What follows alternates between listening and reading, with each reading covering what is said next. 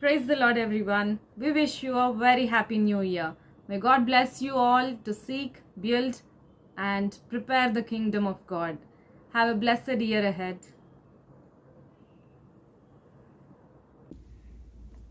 Praise the Lord, Sajiva Vahini Warriors and Samara Chepuri from USA. Wishing you all a happy and wonderful new year.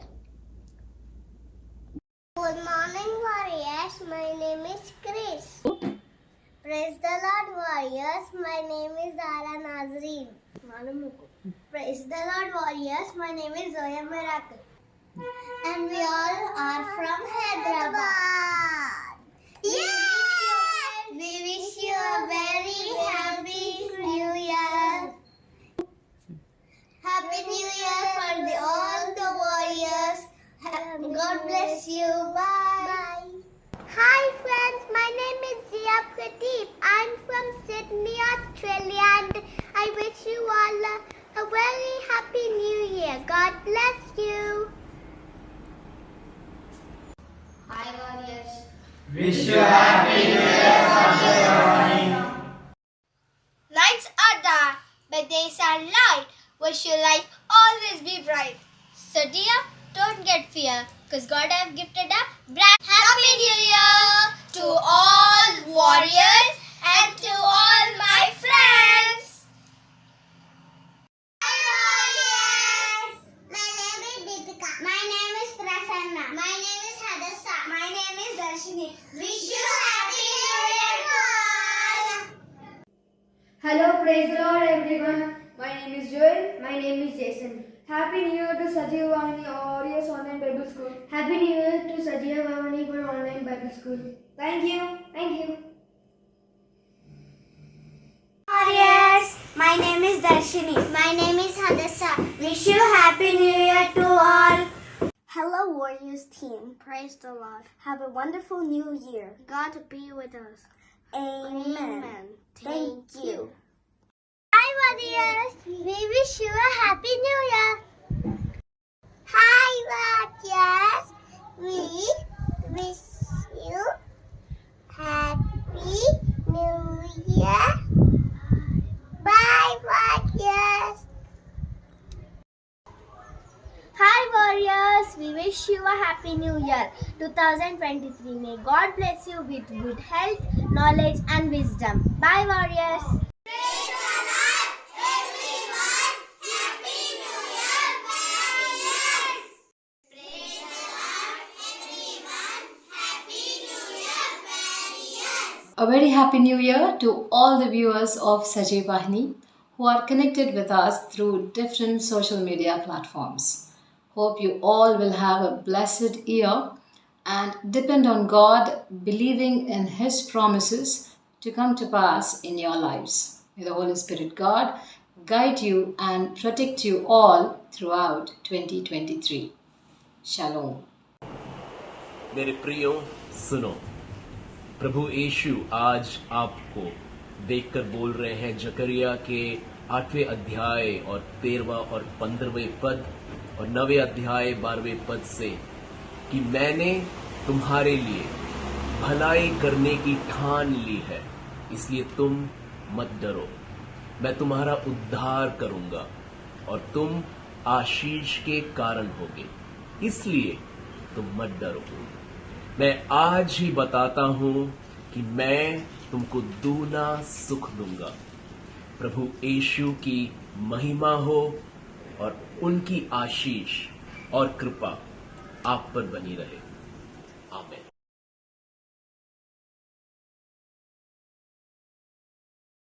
जय मसीह की। एक बार फिर हम सब नए वर्ष की खुशियाँ मना रहे हैं, सेलिब्रेट कर रहे हैं अपने परिवार के साथ, अपने संगी साथियों के साथ। क्या इस वर्ष में हमने वो किया है जो परमेश्वर इच्छा रखते हैं?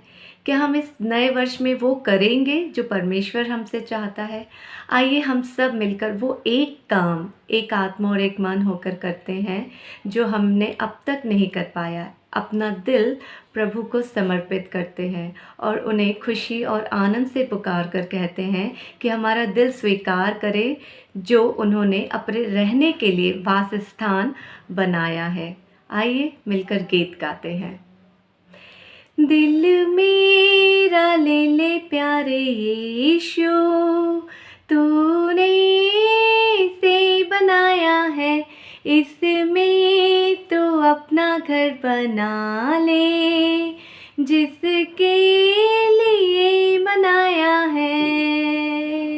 दिल मेरा ले ले प्यारे यीशु, तूने इसे बनाया है, इसमें तो अपना घर बना ले, जिसके लिए बनाया है। दुनिया की सब चीजें निकाल कर इसे साफ और पाक कर, दुनिया की सब चीजें निकाल कर इसे पाक और साफ कर, गंदगी गुनाहों की सब धोकर उस खून से जो बहाया है, गंदगी गुनाहों की सब धोकर उस खून से जो बहाया है। दिल मेरा ले ले प्यारे यीशु, तूने इसे बनाया है, इसमें तो अपना घर बना ले, जिसके लिए बनाया है। कई साल मैं रहा तुझसे दूर, लापरवाही ने किया दूर, कई साल मैं रहा तुझसे दूर, लापरवाही ने किया दूर। दया प्रेम अनुग्रह की आशीषें धीरज से मुझे दिलाया है, दया प्रेम अनुग्रह की आशीषें धीरज से मुझे दिलाया है। दिल मेरा ले ले प्यारे यीशु, तूने इसे बनाया है, इसमें तू अपना घर बना ले, जिसके लिए बनाया है। पवित्र आत्मा का यहोवा भवन अग्नि के बपतिस्मे से, पवित्र आत्मा का यहोवा भवन अग्नि के बपतिस्मे से, हर जगह हर समय दूं गवाही, जैसा उसने सिखाया है, हर जगह हर समय दूं गवाही, जैसा उसने सिखाया है। दिल मेरा ले ले प्यारे यीशु, तूने इसे बनाया है, इसमें तू अपना घर बना ले, जिसके लिए बनाया है, इसमें तू अपना घर बना ले, जिसके लिए बनाया है। जय मसीह की, जय मसीह की। आइए प्रार्थना करें। सर्वशक्तिमान पिता परमेश्वर, धन्यवाद करती हूँ आपके परिशुद्ध और पवित्र नाम का प्रभु। एक बार फिर प्रभु हम अपने जीवन में प्रभु नए वर्ष में प्रवेश कर रहे हैं प्रभु। हमने प्रवेश किया है प्रभु, क्योंकि आपने प्रभु हमें एक और मौका दिया है कि हम अपने जीवन में आपके साथ आगे बढ़ सकें प्रभु। अब तक प्रभु जो बीत गया प्रभु, उसमें हमने क्या किया और क्या नहीं किया प्रभु, आपने हमें मौका दिया है कि इस वर्ष में हम उसे परख पाएँ, जांच पाएँ और सही कर पाएँ। सच में प्रभु यह हमारे लिए खुशी का समय है, सौभाग्य है हमारे लिए प्रभु, क्योंकि कितने ही लोग हैं प्रभु जिन्हें अपने आप को सुधारने का मौका नहीं मिला प्रभु, लेकिन आपने प्रभु अपने लोगों पर, अपने बंदों पर प्रभु, आपने हमें ऐसे समय में प्रभु आगे बढ़ाया है प्रभु, जहां हमें अपने आप को ठीक करने की आवश्यकता है, सुधारने की आवश्यकता है प्रभु। वो सारी बातें प्रभु जो हम पिछले वर्ष में ना कर पाए प्रभु, इस वर्ष में प्रभु आपके वचन के द्वारा, आपकी इच्छा के अनुसार प्रभु, आपके बोध किए हुए प्रभु परिशुद्ध ग्रंथ में के वचनों के द्वारा हम जान पाएँ, समझ पाएँ और प्रभु उनको अपना कर उनके अनुसार प्रभु आपके उद्देश्य को पूरा करने वाले बन सके प्रभु। आप हमारे साथ हैं, आप हमें आगे बढ़ा रहे हैं प्रभु। आपने हमें समय दिया है कि हम वो सारी बातें कर सके, वो सारे कार्य कर सके जो आपने हमारे लिए प्रभु अपने मन में उद्देश्य बना रखा है प्रभु। आपने अपनी आत्मा की शक्ति को, आत्मा के ज्ञान को हम पर प्रकट किया है प्रभु। हम रुकेंगे नहीं प्रभु, हम हारेंगे नहीं प्रभु, हम थकेंगे नहीं प्रभु। इस वर्ष में हम दिल से प्रभु अपनी शक्ति से भर कर प्रभु आपके सारे कार्य करने की आशा रखते हैं प्रभु। आप हमें से प्रत्येक व्यक्ति को अपनी आत्मा की शक्ति से भरे प्रभु, और इस नव वर्ष में हमें क्या करना है प्रभु वो सिखाएं प्रभु। दिन प्रतिदिन प्रभु हम आत्मा की शक्ति में बढ़ते जाएं प्रभु, अच्छे ज्ञान को प्राप्त करें, अच्छे कार्यों को करने का प्रभु जो समझ है वो हम जान पाएं प्रभु। सच में प्रभु जो कुछ भी बुरा था आपने उसे ख़त्म कर दिया। आप अच्छी अच्छी बातें हमें सिखा रहे हैं, बरकतें दे रहे हैं, आशीषें दे रहे हैं प्रभु। हम सब के बीच में प्रभु आप उपस्थित हैं प्रभु। इस समय में प्रभु हम प्रभु खुशी और आनंद से गीत गाने जा रहे हैं प्रभु, वचन को पढ़ने जा रहे हैं, सुनने जा रहे हैं, आपके नाम में अच्छी अच्छी गवाहियाँ देने जा रहे हैं प्रभु। इस वर्ष में हमने क्या पाया और क्या हमने किया है प्रभु, ये हम आपकी शरण में एक दूसरे से प्रभु शेयर करने जा रहे हैं प्रभु। सेवक के द्वारा हम वचन सुनने जा रहे हैं प्रभु। एक नई क्रिया करने का जो मौका आपने हमें दिया है, एक नई वाचा जो आपने हमसे बांधी है प्रभु, वो आपकी इच्छा अनुसार हम सब के द्वारा इस वर्ष में पूरी हो पाए प्रभु। आप अपनी शक्ति को, ज्ञान को और महिमा को हम पर इसी तरीके से सदा तक बनाए रखें। विश्वास करते हैं कि आपने हमारी इस छोटी सी प्रार्थना को सुना और स्वीकार किया होगा प्रभु के मीठे और प्यारे नाम से मांगते हैं, आमीन।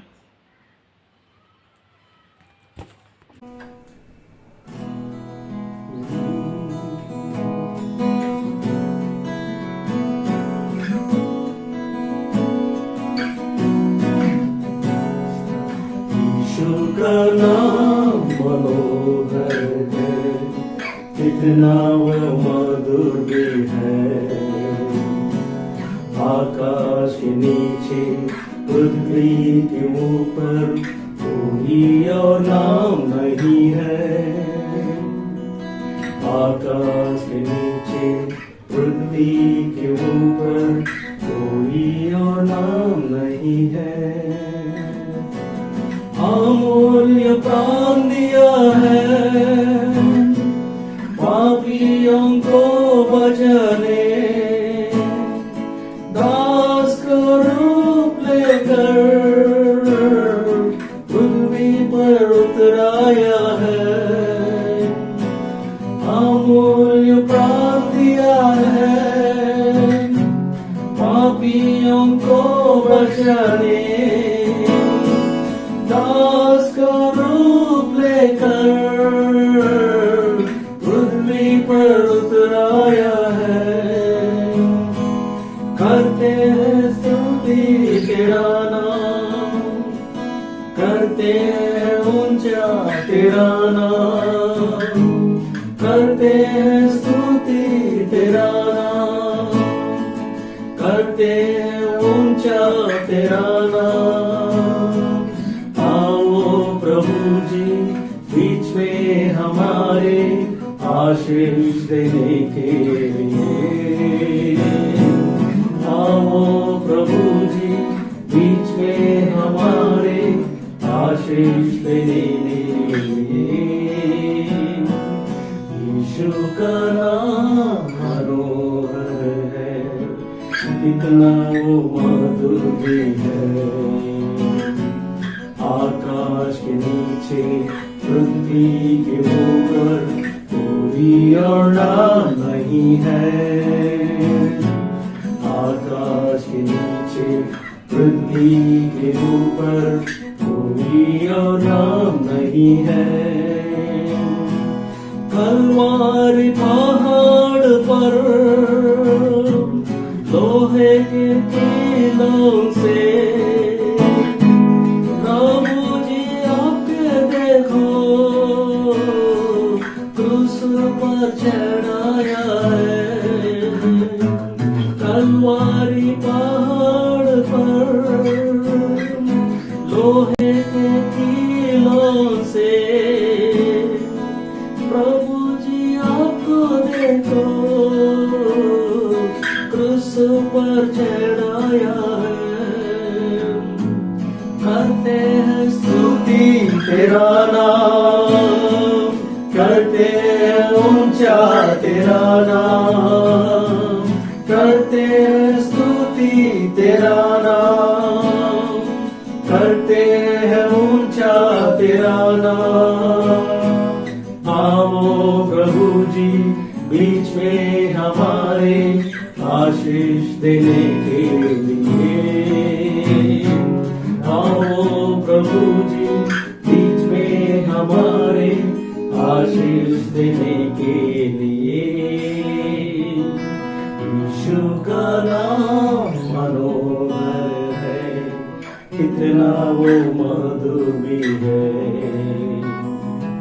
आकाश के नीचे पृथ्वी के ऊपर कोई और नाम नहीं है। आकाश के नीचे पृथ्वी के ऊपर कोई और नाम नहीं है।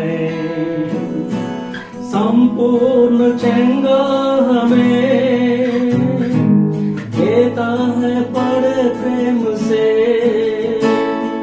स्वर्गीय शांति आनंद मिलता है तेरे नाम से। संपूर्ण चंगाई हमें देता है बड़े प्रेम से, स्वर्गीय शांति आनंद मिलता है तेरे नाम से। करते हैं स्तुति तेरा नाम, करते हैं ऊंचा तेरा नाम, करते हैं स्तुति तेरा नाम, करते हैं ऊंचा तेरा नाम। आओ प्रभु जी बीच में हमारे आशीष देने के लिए। आओ प्रभु जी बीच में हमारे आशीष देने के लिए। यीशु का नाम मनोहर है, कितना वो मधुर भी है। आकाश के नीचे पृथ्वी के ऊपर कोई और नाम नहीं है। आकाश के नीचे पृथ्वी के ऊपर कोई और नाम नहीं है।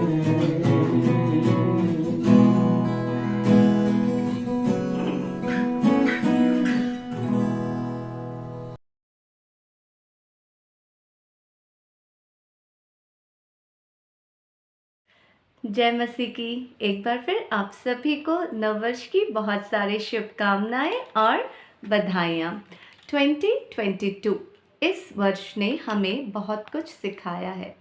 धन्यवाद करते हैं उन सारी बातों के लिए जो इस वर्ष में हमारे साथ घटी हैं। कुछ आसान था, कुछ कठिन था, कुछ मुश्किल था, तो कई बार ऐसा लगता था कि क्या मैं आगे बढ़ पाऊँगा, क्या मैं ये कर पाऊँगा।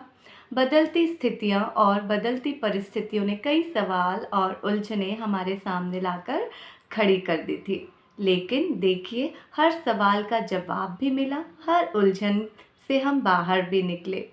कुछ पाया है, कुछ खोया है, कुछ बनाया है, कुछ बिगाड़ा है।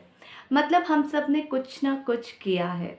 कुछ खोने का गम है और कुछ पाने की खुशी साथ है। इन सारी बातों में हमारी खुद की सोच थी। जो हमने सोचा वो करा, जो हमने चाहा उसे पूरा करने में लगे रहे।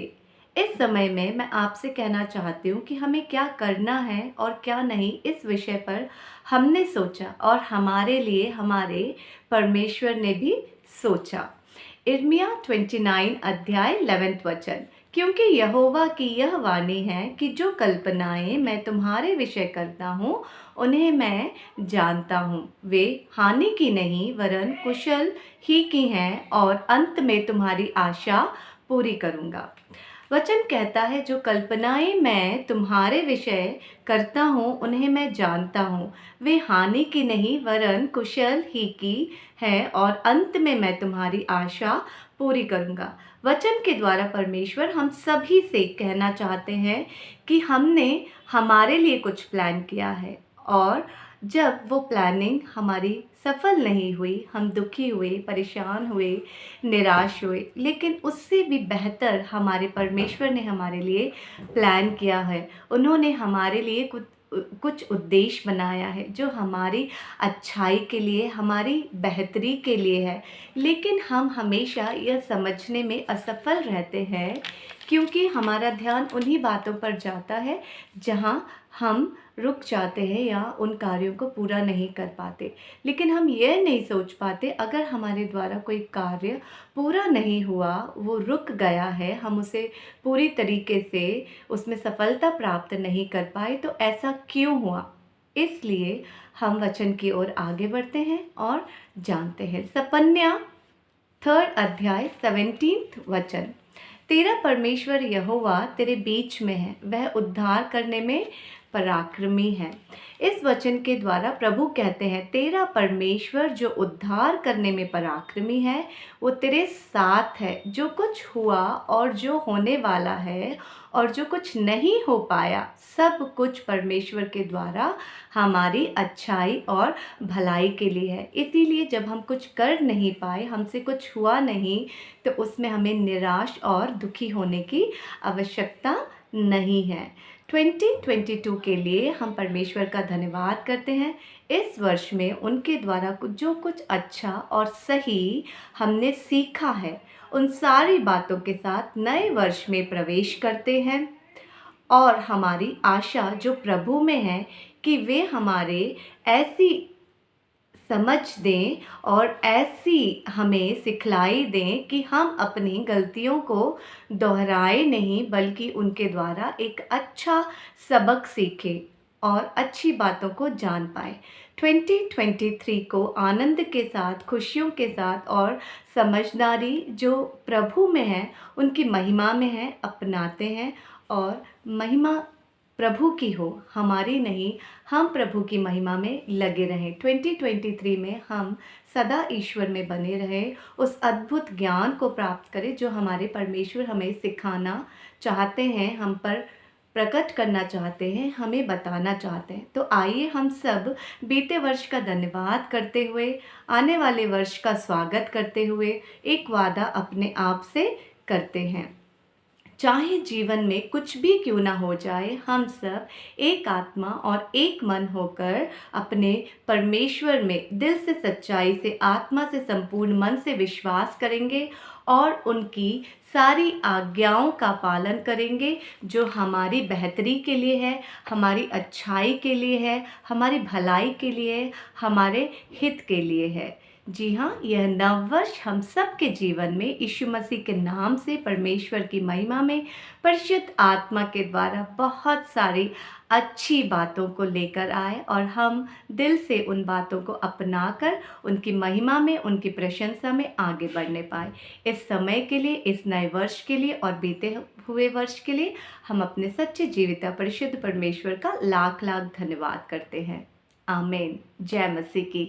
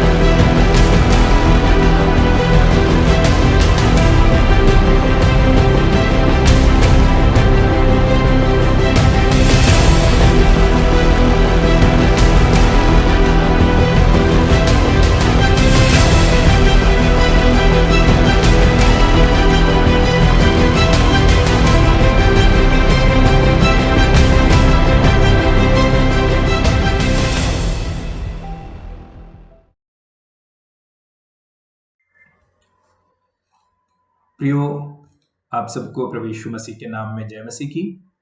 आशा करता हूं कि साल 2022 आप सब लोगों के लिए बहुत आशीष भरा रहा होगा और प्रभु ने अपने अनुग्रह को आप पर, आपके परिवार पर, आपके कार्य पर, सब चीज़ों पर बनाए रखा होगा।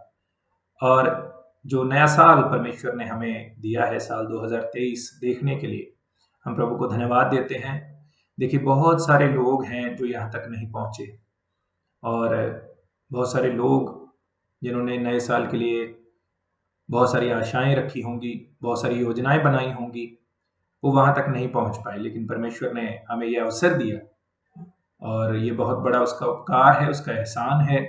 आज के अनिश्चित समय में जब किसी चीज़ का कोई भरोसा नहीं है, तो परमेश्वर ने हमें जीवित रखा और न केवल हमारे जीवन में एक नया साल दिया, बल्कि नई आशाएं नए साल के साथ प्रभु ने हमें दी हैं।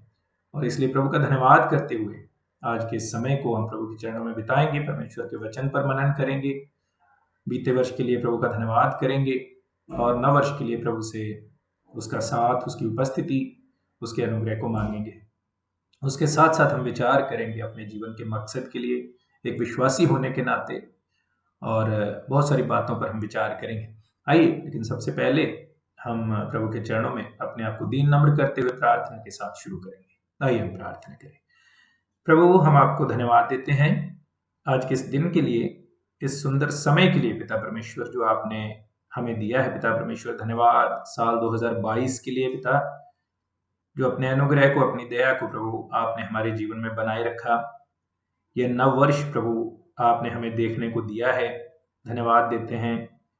जीवितों में पिता परमेश्वर, जीवितों की धरती पर प्रभु आपने हमें अपने लोगों के मध्य प्रभु जीवित रखा है, धन्यवाद देते हैं पिता परमेश्वर।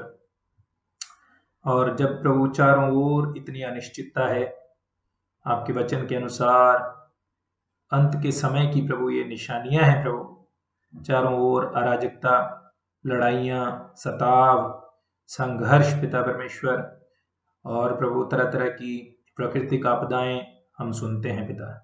यह समय सच में प्रभु अपने जीवनों पर विचार करने का है। प्रभु, आपने अपने वचन में जो कहा है उसे स्मरण करने का है प्रभु, कि ये अंतिम समय की निशानी है। परमेश्वर का राज्य बहुत निकट है पिता परमेश्वर। और आज के दिन प्रभु हम एक बार फिर से अपने आप को नई रीति से आपके चरणों में अर्पण करते हैं। इस नव वर्ष में हमारी प्रार्थना है, हमारा विश्वास प्रभु दयालु पिता बेहतर हो प्रभु, बढ़े, और प्रभु हम प्रभु आपके राज्य के प्रचार में, आपके राज्य को बढ़ाने में प्रभु और ज्यादा प्रभु मेहनत कर सकें। विशेषकर हम जो प्रभु आपके सेवक हैं, जिन्हें आपने ये जिम्मेदारी सौंपी है पिता परमेश्वर, हम प्रभु दूसरों को साथ लेकर पिता परमेश्वर आपके राज्य को खोजें, आपके राज्य को तैयार करें, आपके राज्य को बनाएं पिता परमेश्वर, खुद भी उसके लिए तैयार हों पिता परमेश्वर। आप मदद और सहायता करें। आज जिस वचन पर हम मनन करते हैं प्रभु, आपका जीवित वचन है पिता परमेश्वर, आप हमारी मदद और सहायता करें। आप बोले, हम सुने पिता परमेश्वर। आपका आत्मा सब बातों को समझने समझाने में हमारी मदद करें। हम सब अपने आप को आपके अधीन करते हैं। प्रार्थना विनती प्रभु यीशु मसीह के नाम से मांगते हैं, आमीन। तो प्रियो प्रभु का धन्यवाद हो। और आज के वचन पर हम मनन के लिए देखेंगे मरकुस रचित सुसमाचार और उसका 1 अध्याय। मरकुस रचित सुसमाचार उसका 1 अध्याय और उसका 14 और 15 पद मिलकर पढ़ लेते हैं। मरकुस रचित सुसमाचार उसका 1 अध्याय और उसका 14 और 15 पद। यहां पर इस प्रकार से लिखा है, यूहन्ना के पकड़वाए जाने के बाद यीशु ने गलील में आकर परमेश्वर के राज्य का सुसमाचार प्रचार किया और कहा, समय पूरा हुआ और परमेश्वर का राज्य निकट आ गया है। मन फिराओ और सुसमाचार पर विश्वास करो। तो आज का जो हमारा विषय है, इस नव वर्ष में जब एक नई शुरुआत है, एक बहुत ही महत्वपूर्ण विषय है और एक ऐसा विषय जिस पर बहुत कम हम देखते हैं आज के समय में प्रचार किया जाता है और एक बहुत निग्लेक्टेड और अनदेखी जिस विषय की जाती है वैसा विषय है। जिस प्रकार से हम देखते हैं रैप्चर के बारे में, प्रकाशित वाक्य की पुस्तक के बारे में और बहुत सारी चीजों के बारे में, पश्चाताप के बारे में, जो मेन परमेश्वर के वचन का मुद्दा है, जो संदेश है, वो छोड़ दिए जाते हैं। और उन्हीं में से एक है जो बहुत ही, और मैं समझता हूं सबसे प्रमुख ये विषय है जो हमारे प्रचार का विषय होना चाहिए, जो नहीं है। और बहुत सारा हम देखते हैं कि तरह तरह का प्रचार हमें मिलता है, लेकिन ये एक विषय है जिसे आज के समय में सबसे ज्यादा अनदेखा किया गया है, और वह है परमेश्वर का राज्य। हम सुनते हैं परमेश्वर के वचन में परमेश्वर का राज्य और ज्योति का राज्य और स्वर्ग का राज्य, इस तरह से कई तरह के शब्द इस्तेमाल किए गए हैं, कई तरह से इसको व्यक्त किया गया है। और एक अनुमान है कि नए नियम में ही कम से कम 100 से ऊपर बार इसके बारे में, इस पर जोर दिया गया है और इसके बारे में मेंशन किया गया है। तो यह परमेश्वर का राज्य जो विषय है हमारा आज का, इस पर हम विचार करें। और इसके बारे में बहुत सारी कंफ्यूजन है, बहुत सारी गलत शिक्षा है, बहुत सारी गलत प्रचार बहुत सारा किया जाता है और इसको महत्व बहुत कम दिया जाता है। इसीलिए आप ज्यादातर आज के समय में इस विषय पर प्रचार नहीं सुनेंगे। लेकिन ये इतना महत्वपूर्ण विषय है जिसको हमने पूरी तरह से अनदेखा कर दिया। अगर आप बाइबल में देखें, प्रभु यीशु मसीह ने इस पर जोर दिया और प्रभु यीशु मसीह ने एक बार नहीं, बहुत बार, और जगह जगह पर हम वचन में देखेंगे। हम सारे जो संदर्भ है तो नहीं देख पाएंगे, लेकिन मैं आपको बताऊंगा, आप उनको नोट कर सकते हैं और बाद में उनका अध्ययन कर सकते हैं। प्रभु यीशु मसीह ने बहुत इस पर जोर दिया और उसके बाद उसने, जब हम आगे देखते हैं प्रेरितों के काम में, प्रेरितों ने उस चीज को जारी रखा और उसी संदेश को परमेश्वर ने अपने चेलों के द्वारा, अपने शिष्यों के द्वारा, अपने प्रेरितों के द्वारा उस संदेश को आगे बढ़ाया।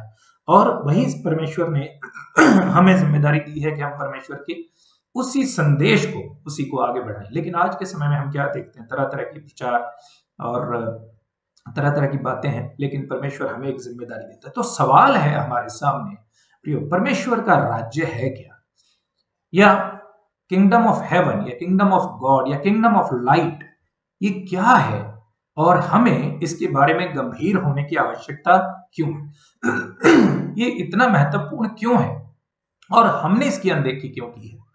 तो जब हम देखते हैं इस चीज के बारे में, तो क्या परमेश्वर का राज्य, हम जो आम विश्वासी क्या समझते हैं इसके बारे में? क्या ये एक आत्मिक राज्य है ना, जो सिर्फ आत्मिक रीति से इसको महसूस किया जाता है और आत्मिक रीति से ही परमेश्वर स्थापित कर रहा है?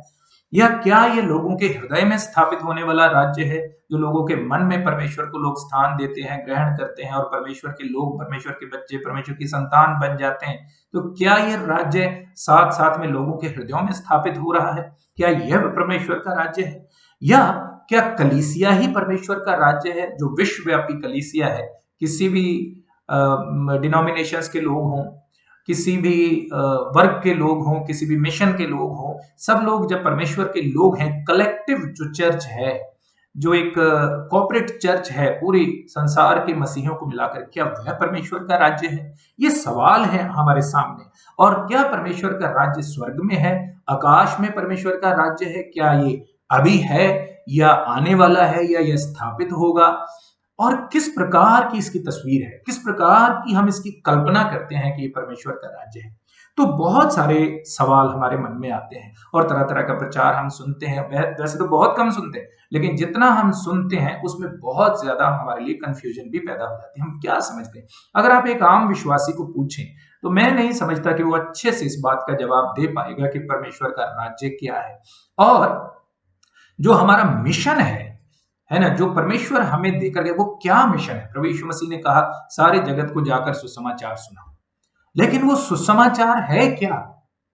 जो सुसमाचार हम प्रचार करते हैं, क्या वही सुसमाचार है? और प्रभु यीशु मसीह ने भी एक सुसमाचार का प्रचार किया। अगर हम जो सुसमाचार प्रचार करते हैं और जो प्रभु यीशु मसीह ने सुसमाचार प्रचार किया, अगर वो दोनों आपस में मेल नहीं खाते, तो कहीं ना कहीं हम एक ऐसी मसीहत का हिस्सा हैं, ऐसे सुसमाचार को प्रचार कर रहे हैं जो असलियत से बहुत हटकर है, जो उस संदेश के साथ नहीं जुड़ा है जो प्रभु यीशु मसीह इस दुनिया में देने के लिए आए। और प्रभु यीशु मसीह ने कहां से शुरुआत की? आइए हम पढ़ते हैं यहीं पर मरकुस रचित सुसमाचार 1 अध्याय उसका 14 और 15 पद जो हमने पढ़ा। प्रभु यीशु मसीह ने जब अपनी सेवकाई की शुरुआत की तो उसने कहां से शुरुआत की और किन शब्दों से शुरुआत की? यहां पर लिखा है 14 पद में, मरकुस 1 अध्याय उसका 14 पद, यूहन्ना के पकड़वाए जाने के बाद यीशु ने गलील में आकर परमेश्वर के राज्य का सुसमाचार प्रचार किया। अब ये वो सुसमाचार है जो प्रभु यीशु मसीह ने आकर प्रचार किया। और हम जो सुसमाचार प्रचार करते हैं, हम पश्चाताप का सुसमाचार प्रचार करते हैं, जो कि गलत नहीं है, वो सही है, लेकिन उसके पीछे मकसद क्या है? अब हम सुसमाचार का प्रचार करते हैं पश्चाताप का। प्रभु यीशु मसीह आए और गाड़े गए, क्रूस पर चढ़ाए गए और उसके बाद वो तीसरे दिन मृतकों में से जी उठे। ये हमारा सुसमाचार है और इसी का हम प्रचार करते हैं। अगर यही असली सुसमाचार है तो प्रभु यीशु मसीह ने जिस सुसमाचार का प्रभु यीशु मसीह ने प्रचार किया वह कौन सा सुसमाचार था? और उसका जवाब हमें यहां पर मिलता है। हमारा जो सुसमाचार है जो हम प्रचार करते हैं, उसके अंदर वो सुसमाचार, वो मेन संदेश जो प्रभु यीशु मसीह इस दुनिया में लेकर आए और जो हमें आज्ञा देकर गए, अपने शिष्यों को आज्ञा देकर गए, अपने प्रेरितों को आज्ञा देकर गए कि वही संदेश वे आगे लेकर जाएं, वो संदेश हमारे सुसमाचार में एक बहुत महत्वपूर्ण और प्रमुख हिस्सा होना चाहिए। जब हम प्रभु यीशु मसीह के बारे में लोगों को बताते हैं, उस संदेश के बारे में बताना बहुत आवश्यक है। प्रभु यीशु मसीह पर हम विश्वास करते हैं, प्रभु को ग्रहण करते हैं, उसके बाद हमारी एक जिम्मेदारी है। प्रभु यीशु मसीह पर हमारा पश्चाताप, हमारा विश्वास करना हमारे लिए एक नागरिकता का पासपोर्ट है, और वो पासपोर्ट जो हमें उस जगह पर ले जाएगा जिसका प्रचार प्रभु यीशु मसीह ने किया। और वो जगह कहां पर है? वो परमेश्वर का वो राज्य, परमेश्वर की वो टेरिटरी, वो कहां पर है, उस पर भी हम विचार करें। तो हम जिस संदेश का प्रचार करते हैं उसमें परमेश्वर के राज्य का जो मुख्य विषय है वो निश्चित रूप से होना चाहिए। प्रभु यीशु मसीह पर विश्वास करने के बाद जो हमारे लिए है वे क्या है? हम सोचते हैं स्वर्ग है और हम स्वर्ग में जाएंगे, परमेश्वर के पास रहेंगे, है ना, जहां परमेश्वर है। प्रभु यीशु मसीह ने भी कहा जहां पर मैं हूं वहां पर तुम रहोगे। लेकिन क्या परमेश्वर केवल स्वर्ग में है? परमेश्वर का राज्य कहां पर होगा? और बाइबल इस बारे में बहुत स्पष्ट करती है। देखिए, परमेश्वर के राज्य की शुरुआत उसी वक्त से हो चुकी जब प्रभु यीशु मसीह इस दुनिया में आए। परमेश्वर का राज्य निर्मित हो रहा है और उसे प्रभु यीशु मसीह ने उसका संदेश दिया, और उसका निर्माण, उसका खोजना जो हमारा आज का विषय है, वो प्रभु यीशु मसीह के जाने के बाद जो वो आज्ञा अपने शिष्यों को देकर गया, अपने प्रेरितों को देकर गया, वही आज्ञा, वहीं से परमेश्वर के राज्य का निर्माण शुरू हो गया।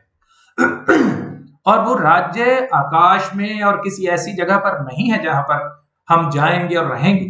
वो राज्य, बाइबल कहती है, यहीं पर इस संसार पर, इस पृथ्वी पर जो शैतान का राज्य है उसको समाप्त करने के बाद यहीं पर परमेश्वर का राज्य स्थापित होगा और प्रभु यीशु मसीह उसका राजा, और हम उसके साथ राज करने वाले लोग होंगे, जैसे परमेश्वर का वचन हमसे कहता है। तो प्रभु यीशु मसीह का यह मुख्य संदेश था कि परमेश्वर के राज्य का सुसमाचार में प्रचार करें, और यही उसका मिशन था। अगर हम बाइबल में देखें, मत्ती रचित सुसमाचार 4 अध्याय उसके 17 पद में भी यही बात है। और प्रभु यीशु मसीह के बारे में और अगर आप देखना चाहते हैं, लूका रचित सुसमाचार 4 अध्याय और उसका 43 पद, लूका रचित सुसमाचार 4 अध्याय और उसका 43 पद, यहां पर प्रभु यीशु मसीह क्या कहते हैं परमेश्वर के राज्य के बारे में। आइए हम पढ़ते हैं 4 अध्याय और उसका 43 पद। यहां पर लिखा है, परंतु उसने उनसे कहा, प्रभु यीशु मसीह यहां पर क्या कहते हैं, 42 भी पढ़ लेते हैं। जब दिन हुआ तो वह निकलकर एक सुनसान जगह में गया और भीड़ की भीड़ उसे ढूंढती हुई और उसके पास आई और उसे रोकने लगी कि वह उनके पास से ना जाए। परंतु उसने उनसे कहा, ध्यान से सुनिए, परंतु उसने उनसे कहा, मुझे अन्य नगरों में भी परमेश्वर के राज्य का सुसमाचार सुनाना, परमेश्वर के राज्य का सुसमाचार सुनाना अवश्य है, क्योंकि, बड़े ध्यान से सुनिए, क्योंकि मैं इसी के लिए भेजा गया हूं। ये मिशन है प्रभु यीशु मसीह का, ये मिशन था प्रभु यीशु मसीह का, और ये मिशन रहेगा प्रभु यीशु मसीह का। उसने आकर सुसमाचार का, परमेश्वर के राज्य का सुसमाचार सुनाना शुरू किया। इसी मिशन को उसने अपने शिष्यों को आगे बढ़ाने के लिए कहा। तो आप और मेरी जिम्मेदारी है कि हम परमेश्वर के राज्य को सबसे पहले खोजें, उसके लिए तैयार हों और लोगों को तैयार करें और उसके राज्य का निर्माण करते जाएं, करने में लगे रहें, करते जाएं। उसका निर्माण शुरू नहीं करना, शुरू हो चुका है। प्रभु यीशु मसीह ने जब बोल दिया, उसने उसका प्रचार शुरू कर दिया, तो परमेश्वर के राज्य का सुसमाचार सुनाने के बाद जो लोग प्रभु को ग्रहण करते आ रहे हैं पिछले 2000 वर्षों से, वो परमेश्वर के राज्य में प्रवेश करते आ रहे हैं। परमेश्वर के राज्य का निर्माण चल रहा है। अब उसमें आपको और मुझे अपना हिस्सा देना है, अपनी भागीदारी देनी है, अपना योगदान देना है उसको बनाने में।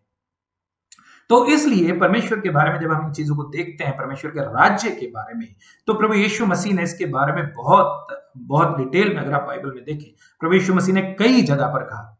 लूका 4:43 में हमने पढ़ा। अगर आप देखें, प्रभु यीशु मसीह के जी उठने के बाद जो 6 सप्ताह तक लगभग इस धरती पर रहा, उस दौरान भी इतना महत्वपूर्ण, आप देखिए, जिस बात पर मैं जोर देने की कोशिश कर रहा हूं, परमेश्वर के राज्य के बारे में इतना प्रभु यीशु मसीह ने जोर दिया है कि उसका शुरू का संदेश, जब उसने अपनी सेवकाई शुरू की और जाते हुए उसका संदेश दोनों एक है। प्रभु यीशु मसीह आते हुए जब उन्होंने शुरू किया तब भी परमेश्वर के राज्य की बात की और जाते हुए भी प्रभु यीशु मसीह के राज्य की बात की। आइए देखें बाइबल में से प्रेरितों के काम 1 अध्याय और उसका 3 पद। प्रेरितों के काम 1 अध्याय और उसका 3 पद, यहां पर लिखा है उसने दुख उठाने के बाद बहुत से पक्के प्रमाणों से अपने आप को उन्हें जीवित दिखाया और 40 दिन तक वह उन्हें दिखाई देता रहा और परमेश्वर के राज्य की बातें करता रहा। परमेश्वर के राज्य की बातें करता रहा। और यह प्रभु यीशु मसीह के जी उठने के बाद की बात है, जब वो जाने वाला था, जब वह स्वर्ग पर उठा लिया जाने वाला था।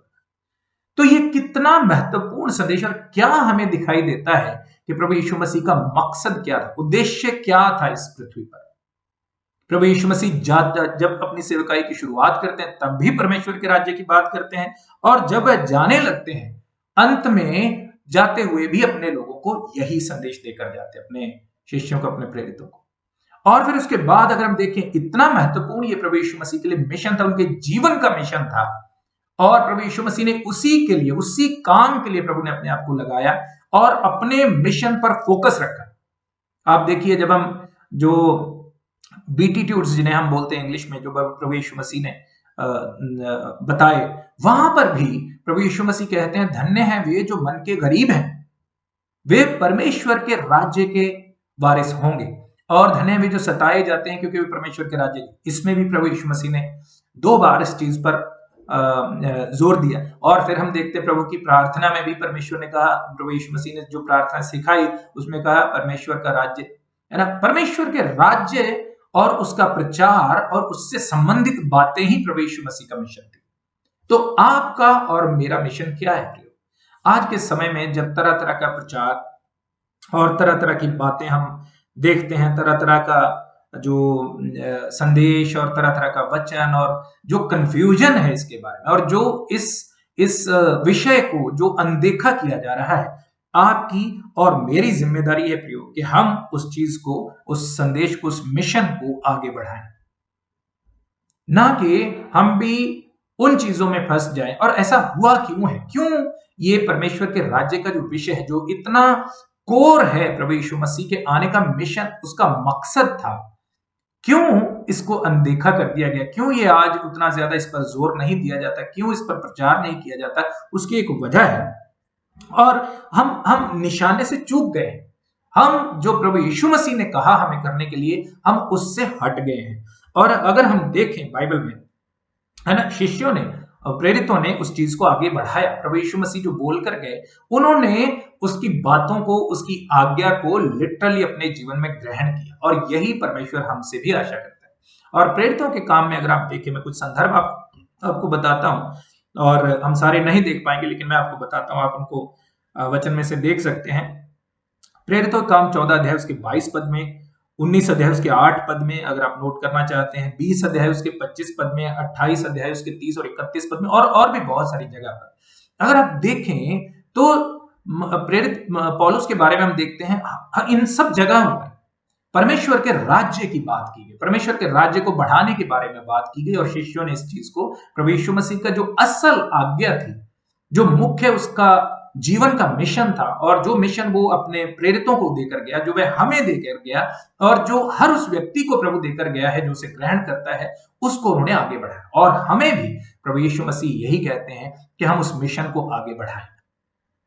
हम कहीं ना कहीं चूक गए, और आज क्या प्रचार हम सुनते हैं, आज कौन से संदेश हम सुनते हैं, हमारे सामने जो भी हम, और आज के समय में वही प्रचलित है, हम सुनते हैं संदेश चमत्कारों के बारे में, प्रॉस्पेरिटी के बारे में सुनते हैं, और हीलिंग के बारे में सुनते हैं, झूठे यीशु मसीह के बारे में, जो अपने आप को लोगों ने यीशु मसीह बना लिया। तरह तरह के आप देखते हैं, जैसे चाइना में भी एक मिशन है ना, church of the living God, जो अपने आप को कहते हैं, उन्होंने अपने आप को यीशु मसीह बताया।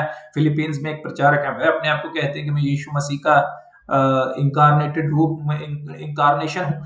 तो ये सारी चीजें हम किधर चले गए? आज कलीसिया, आज प्रचारक जो प्रचार करते हैं, वह उस मिशन से, परमेश्वर के राज्य के विषय से बहुत दूर चला गया, और हम जाने अनजाने उस प्रचार का उसका हिस्सा है। और वो क्या है, इसको क्या बोलेंगे? यह शैतान के द्वारा भ्रष्ट कर दी गई मसीहत है। शैतान ने मसीहत को भ्रष्ट कर दिया है, और यहां पर उसकी चलती है, क्योंकि यहां पर अभी उसका राज्य है। प्रभु यीशु मसीह धीरे धीरे आपको, मुझे, जैसे उसने चुनकर उसके राज्य से अपने राज्य में ले आया, उसके साथ उसने हमें यह जिम्मेदारी दी है कि हम औरों को भी उस राज्य से निकालकर प्रभु यीशु मसीह पर विश्वास करने के द्वारा उन्हें एक पासपोर्ट थमा दें कि वो उस नागरिकता को छोड़कर परमेश्वर के राज्य की नागरिकता ले लें, जो आने वाले समय में इसी धरती पर स्थापित होने वाला है। शैतान के राज्य का अंत किया जाएगा और परमेश्वर का राज्य स्थापित होगा। और जो हमारा सवाल था कि वह कहां होगा, और क्या वह परमेश्वर के लोगों के हृदय में है, क्या वह विश्वव्यापी कलीसिया है, या वह आकाश में होगा, स्वर्ग में होगा, कहां पर होगा? तो आंसर है कि वो परमेश्वर का राज्य इसी धरती पर, इसी संसार में स्थापित होगा, शैतान के राज्य का अंत करके। और उसमें आपकी और मेरी भूमिका है, उसको बनाने में भी, उसको तैयार करने में भी, खोजने में भी, और फिर उस राज्य में राज करने की भी आपकी और मेरी भूमिका है। तो सबसे पहले तो हमें यह समझना है कि हम जो संदेश सुनाते हैं, है ना, हमने संदेश वाहक को याद रखा है, प्रभु यीशु मसीह को हम याद रखते हैं, लेकिन संदेश को हमने अनदेखा कर दिया। प्रभु यीशु मसीह संदेश वाहक था, लेकिन उसका संदेश जो वो लेकर आया, वो हम उस पर विचार नहीं करते। वह है परमेश्वर का राज्य। और प्रभु यीशु मसीह ने, हम वचन में पढ़ते हैं, परमेश्वर प्रभु यीशु मसीह सुसमाचार, परमेश्वर के राज्य का सुसमाचार सुनाने लगा। वहां से उसने शुरुआत की, और वही मिशन वह आपको और मुझे देकर गया है। तो आज जो हम प्रचार सुनते हैं प्रियो, इस विषय को छोड़कर बाकी सारे विषयों पर हम सुनते हैं। प्रभु यीशु मसीह पर विश्वास करने के बाद हमारी जिम्मेदारी है कि हम परमेश्वर के राज्य को खोजें, परमेश्वर के राज्य को तैयार करें, खुद तैयार हों, और परमेश्वर के राज्य का निर्माण करें, बनाएं उसे, और उसमें अपना योगदान निरंतर देते जाएं। तो हमारी जिम्मेदारी सिर्फ, हमें पासपोर्ट मिल गया है ना, प्रभु यीशु मसीह पर जब हमने विश्वास किया, हमें नए देश का, नए राज्य का, नए साम्राज्य का, जहां पर परमेश्वर राजाओं का राजा होगा, उसका जो पासपोर्ट है, नागरिकता का अधिकार, वह हमें प्रभु यीशु मसीह पर विश्वास करने पर मिल चुका है। आपके हाथ में पासपोर्ट है, लेकिन अब आपका मिशन जो है, जब तक हम उस राज्य में प्रवेश नहीं करते, जब तक वह लिटरली प्रभु का राज्य इस पृथ्वी पर स्थापित नहीं होता, तब तक आपकी और मेरी जिम्मेदारी है कि हम उस देश के बारे में, उस राज्य के बारे में, उस राजा के बारे में हम दूसरों को बताएं। और जो एक साम्राज्य होता है, कभी फिर इस पर विचार करेंगे, उसमें क्या चीजें होती हैं। एक राजा होता है, एक टेरिटरी होती है, और फिर वहां पर नियम होते हैं, और फिर वहां पर प्रजा होती है। 4 चीजें। और वहां पर जब हम देखते हैं परमेश्वर के वचन में से, कितनी अद्भुत बात है, हमारे पास राजा भी है जो राज्य करने जा रहा है, जो परमेश्वर का राज्य यहाँ पर स्थापित हो गया, उसमें वह राज करेगा और हम उसके साथ राज करेंगे। और फिर हमारे पास नियम भी है, जो संविधान होता है, प्रभु ने हमें संविधान दे दिया है ना, ये बाइबल हमारे लिए संविधान है। जो प्रभु ने पुराने नियम में 10 आज्ञा और जो ढेर सारी आज्ञाएं और नियम दिए, वो हमारा संविधान है। और ये संसार उसकी टेरिटरी है जहां पर उसके राज्य का, साम्राज्य का उदय होगा, और फिर हम उसकी प्रजा है। 4 चीजों से मिलकर एक साम्राज्य बनता है और ये चारों चीजें हमारे पास हैं। तो प्रियो, हमारी जिम्मेदारी है कि हम परमेश्वर के राज्य की खोज करें, और यह सेवा के लिए बुलाहट है प्रभु की। आपको और मुझे परमेश्वर के राज्य को तैयार करने के लिए आगे आना है, परमेश्वर के राज्य को खोजने के लिए आगे आना है, परमेश्वर के राज्य को बनाने के लिए आगे आना है। और ये आपका और मेरा मिशन है जो प्रभु यीशु मसीह आपको और मुझे देकर गया है, और हर उस प्रचारक को, हर उस सच्चे प्रचारक को देकर गया है जो उसके असल संदेश को याद रखता है। संदेश वाहक पर विश्वास करके, एक नटशल में मैं आपको बात बता रहा हूं, संदेश वाहक पर विश्वास करना है और वो हमारी नागरिकता बन जाएगा उस संदेश के लिए, उस देश के लिए जो प्रभु यीशु मसीह ने हमें जिसके बारे में बताया, जो उसके जीवन का मिशन था। क्या वह आपके और मेरे जीवन का मिशन है? क्या हम भी धारा में बह रहे हैं और चमत्कारों और हीलिंग और प्रॉस्पेरिटी और ऐसी चीजों पर विश्वास करके हम असल संदेश को भूल गए हैं जो प्रभु यीशु मसीह ने सुनाया और जो उसने हमें सुनाने के लिए कहा? या हम उसे याद रखे हुए हैं? अपने मिशन को याद रखिए। और बहुत सारी बातें हैं जब हम इसके बारे में जानना चाहेंगे, आप खोज कर सकते हैं बाइबल में से परमेश्वर के राज्य के बारे में बहुत कुछ है। और प्रियो, याद रखिए, वह राज्य कहीं और नहीं है, वह राज्य यहीं पर स्थापित होगा जब परमेश्वर के लोग उसके साथ राज करेंगे। और बहुत, अगर आप इस पर गौर करें, बिल्कुल साफ तस्वीर आपके सामने आ जाएगी। जो भी बाइबल में हम पढ़ते हैं, जो भी प्रभु यीशु मसीह ने प्रचार किया, उन सारी चीजों का संबंध एक ऐसे साम्राज्य से है जो स्थापित होने जा रहा है। और फरीसियों ने जब प्रभु यीशु मसीह के बारे में यह समझा कि वह आया है, और उनको संदेह था क्योंकि वे सोच रहे थे कि ऐसा राजा जिसके बारे में बाइबल में बताया गया यशायाह की पुस्तक में कि वह आएगा और अपना राज्य स्थापित करेगा, उनकी सोच अपनी जगह पर सही थी कि वो आकर रोमियों को खदेड़ देगा और परमेश्वर के लोगों को आजाद करके एक राज्य स्थापित करेगा। लेकिन प्रभु यीशु मसीह राज्य उस टाइम पे स्थापित करने नहीं आया, वह राज्य की खुशखबरी देने के लिए आया, गुड न्यूज देने के लिए, सुसमाचार देने के लिए आया कि परमेश्वर का राज्य अब शुरू हो चुका है। तो आपकी और मेरी उसमें भूमिका है, और आपको और मुझे उस मिशन को आगे लेकर जाना है। जब हम प्रभु यीशु मसीह पर विश्वास करने का सुसमाचार सुनाते हैं, उसका परिणाम भी हमें साथ में बताना है। क्या है वह? है परमेश्वर के साथ हमारा रहना, परमेश्वर के राज्य में हमारा प्रवेश, जहां पर हम परमेश्वर के साथ राज करेंगे। और प्रियो, बाइबल कहती है पृथ्वी के सब साम्राज्य उसके अधीन होंगे और एक वर्ल्ड ऑर्डर होगा, वन वर्ल्ड ऑर्डर। और वो नहीं होगा जो ये संसार डिफाइन करता है, जो आज हम विज्ञानियों से सुनते हैं, जो आज हम दुनिया भर के बड़े बड़े नेताओं से सुनते हैं। One world order, one world order वो है जहां पर प्रभु यीशु मसीह राजा होगा और हम उसकी प्रजा होंगे, उसके साथ राज करने वाले उसके लोग होंगे। लेकिन उसकी शुरुआत हो चुकी है, उस राज्य के निर्माण की शुरुआत हो चुकी है। प्रभु यीशु मसीह ने उसकी घोषणा कर दी और 2000 साल पहले वह हमें बोल कर गया, घोषणा कर गया कि उस राज्य की शुरुआत हो चुकी है। तुम्हें उस राज्य का निर्माण आगे बढ़ाना है, उस राज्य को बनाना है, लोगों को उस राज्य में शामिल करना है। और प्रियो, आपकी और मेरी जिम्मेदारी इस नए वर्ष में, आइए संकल्प करें कि हम परमेश्वर के उस राज्य का प्रचार करेंगे। चमत्कारों का प्रचार, हीलिंग का प्रचार बुरा नहीं है, गलत नहीं है जो वो करते हैं, जो भी प्रचार करते हैं, लेकिन ओवर एम्फसिस उस चीज पर और परमेश्वर के असल संदेश को, प्रभु यीशु मसीह का जो मिशन था, उसको छोड़कर बाकी चीजों पर ओवर एम्फसिस, वहां पर हम गलत है। इसलिए हमारा एम्फसिस सबसे ज्यादा परमेश्वर के राज्य पर होना चाहिए। और इसके बारे में फिर कभी हम डिटेल में बात करेंगे, लेकिन परमेश्वर के राज्य की शुरुआत, उसके राज्य के निर्माण की शुरुआत हो चुकी है। आपको और मुझे उसमें अपनी भूमिका निभानी है। आइए हम प्रार्थना करें।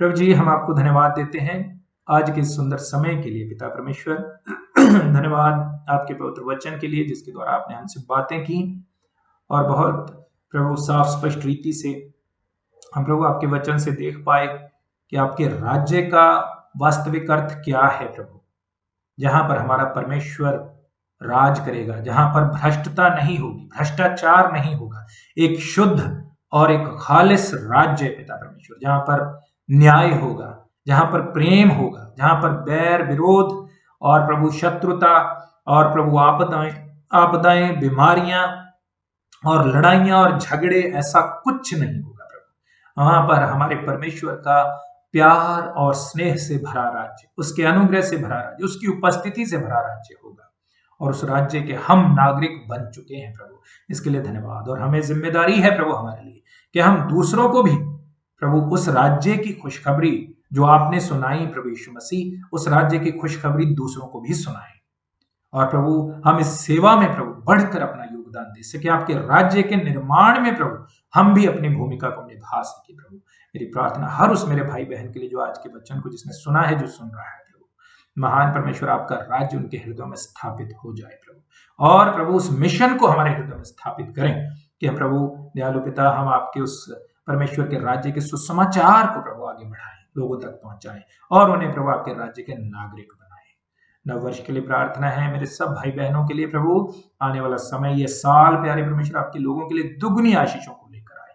उन्हें दें प्रभु, इस साल में हम आपके इस मिशन को आगे बढ़ाने वाले हों प्रभु। झूठी शिक्षा और प्रभु जी हर उस बात को, जैसे आपका दास पौलुस कहता है प्रभु, हम उसको परे कर दें प्रभु, और आपके प्रभु परमेश्वर के राज्य के, आपके राज्य के सुसमाचार को हम आगे बढ़ाएं। मदद करें। हम सब अपने आप को आपके अधीन करते सबके लिए मैं आशीष मांगता हूं, आपका अनुग्रह मांगता हूं, हमारे परिवारों पर प्रभु, आपके लोगों के परिवारों पर, उनके कारोबार पर पिता परमेश्वर दयालु पिता, उनकी सेहत पर प्यारे प्रभु, उनके स्वास्थ्य पर प्रभु, हर जगह पर आपकी उपस्थिति, आपकी खुशी, आपका अनुग्रह, आपकी दया बनी रहे प्रभु, और आपका आनंद उनके जीवनों में बना रहे। धन्यवाद आज के सुंदर समय के लिए। प्रभु यीशु मसीह के नाम से ये प्रार्थना मांगते हैं, आमीन। अब हमारे पिता परमेश्वर का प्रेम, प्रभु यीशु मसीह का अनुग्रह और पवित्र आत्मा की संगति अब से लेकर सर्वदा तक हमारे सबके साथ और परमेश्वर के सब लोगों के साथ बनी रहे, आमीन। प्रिय परमेश्वर आप सबको आशीष दे, और यह नव वर्ष आप सबके लिए, आपके परिवारों के लिए, आपके कार्य के लिए, सब लोगों के लिए परमेश्वर की भरपूर आशीषों को लेकर आए, परमेश्वर के भरपूर अनुग्रह को लेकर आए, और प्रभु करे कि हम सच्चे मन से उसके पीछे चलने वाले हों, उसके राज्य के प्रतिनिधि बनकर हम जी सकें, और परमेश्वर के राज्य का सुसमाचार जो प्रभु यीशु मसीह ने सुनाया, हम भी उसे सुना सकें। याद रखें, संदेश वाहक को याद रखें, लेकिन संदेश को भी याद रखें जो संदेश वाहक ने संदेश हमें दिया, जो उसका मिशन था। प्रभु आप सबको आशीष दे। आशीष तुझसे चाहते हैं, हे स्वर्ग पिता हम आते हैं। आशीष तुझसे चाहते हैं, हे स्वर्ग पिता हम आते हैं। कोई खूबी है न लिया कर, बख्शो हमको अपनी ताकत। कोई खूबी है न लिया कर, बख्शो हमको अपनी ताकत। खाली दिलों को लाते हैं, खाली दिलों को लाते हैं, हे स्वर्ग पिता हम आते हैं। आशीष तुझसे चाहते हैं, हे स्वर्ग पिता हम आते हैं, हे स्वर्ग पिता हम आते हैं। जय मसीह की। इस नए वर्ष की आप सभी को बहुत सारी बधाइयाँ हो, शुभकामनाएं हो। आप सभी इस नए वर्ष में यीशु मसीह के नाम से, सच्चे जीविता परिशुद्ध परमेश्वर के नाम में बहुत सारी आशीषें और बरकतों को प्राप्त करें। हर रविवार रात 8:30 बजे यूट्यूब और फेसबुक के द्वारा आप सभी हमारे साथ जुड़ सकते हैं। जी हाँ, हमारे दिल तो खाली हैं, लेकिन ईश्वर इतना सामर्थी है, हमारा परमेश्वर इतना सामर्थी है कि वो अपने प्रेम से हमारे खाली दिलों को भर देते हैं। हमारे अंदर कोई खूबी नहीं है, ईश्वर का होना हमारे जीवन में, उनकी उपस्थिति ही हमारे जीवन की खूबी है। इन सारी खूबियों को, ताकतों को और उन सारे आशाओं और इच्छाओं को इस वर्ष में हमारे सच्चे परमेश्वर हमारे जीवन में पूर्ण करे। आइए हम सब मिलकर एक आत्मा और एक मन होकर अपने परमेश्वर का स्तुतिगान करें, महिमा करें, उनकी प्रेज़ करें, उनकी प्रशंसा करें और बढ़ाई करें। यह वर्ष हम सभी के लिए एक नई स्थिति को लेकर आए, नई खुशियाँ और नए आनंद को हमारे जीवन में भर दे। हम नया ज्ञान प्राप्त कर सकें और उन सारी नई बातों को जान सकें जो हमारे परमेश्वर हमें सिखाना और बताना चाहते हैं। आमीन। जय मसीह की।